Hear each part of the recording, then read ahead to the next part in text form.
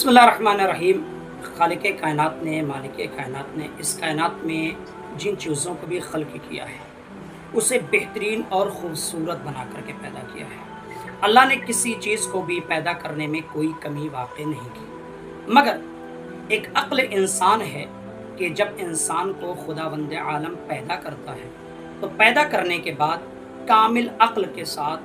या फिर कह दिया जाए कि जिसमें मुकम्मल तौर पर समझ बूझ हो, इस तरीके का परवरदिगार आलम पैदा नहीं करता है, बल्कि नासमझ और नावाकिफ, लाइल्म और जाहिल पैदा करता है। ऐसा कैसे हो सकता है कि जब खालिक कायनात तमाम चीज़ों को बेहतरीन खल्क करने वाला हो, अफजल शे को पैदा करने वाला खालिक कायनात जो तमाम चीज़ों को बेहतरीन खल्क करने वाला है और उसमें इंसान को अशरफुल मखलूक़ात बनाने वाला, तो वो खालिक कायनात इस इंसान के अक्ल को नासमझ वाला कैसे पैदा करता है। एक सहाबी हैं इमाम जाफ़र सादिक़ अलैहिस्सलाम के, जिनका नाम है मुफद्दल।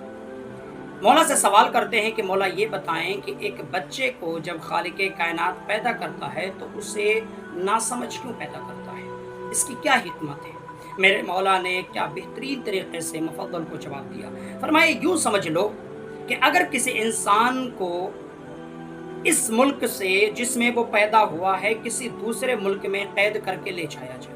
या उसे वहाँ पर ले जा करके रख दिया जाए, ये बताओ कि जिसकी अक्ल कामिल है, जिस मुल्क में वो पहुँचता है तो उसकी हालत क्या होती है। वो हैरानगी की वजह से, परेशानी की वजह से, तमाम दुनिया के हैरानगी वाली चीज़ों को देख करके परेशान होता है और जल्द से जल्द वहाँ की ना तो ज़बान सीख पाता है, ना तो वहाँ के आदाब व अखलाक सीख पाता है, ना तो वहाँ के रवैये और तरीक़ों को समझ पाता है, ना तो वहाँ के खाने और पीने को समझ पाता है। और ज़माने के बाद उसे जा कर के कोई चीज़ समझ में आती है, लेकिन उसी के मुकाबले में एक छोटे से बच्चे को जो नासमझ हो, नावाकिफ़ हो, उस छोटे से बच्चे की तरबियत अगर किसी मुल्क से ले जा करके दूसरे मुल्क में की जाए और उस बच्चे को एक एक चीज़ सिखाई जाए तो वो हर चीज़ को बेहतर से बेहतर समझ भी लेता है, वहाँ की ज़बान भी बोल लेता है, वहाँ तक क्या आदाब व अखलाक को भी समझ लेता है और वहाँ का रहन सहन, हत्ता के खाना पीने को भी बेहतर तरीके से समझता है। इसका मतलब ये है कि जब इंसान खल्क हो, अगर उसे मुकम्मल तौर पर कामिल अक्ल दे दिया जाए तो फिर इंसान आकर के दुनिया में हैरान और परेशान हो।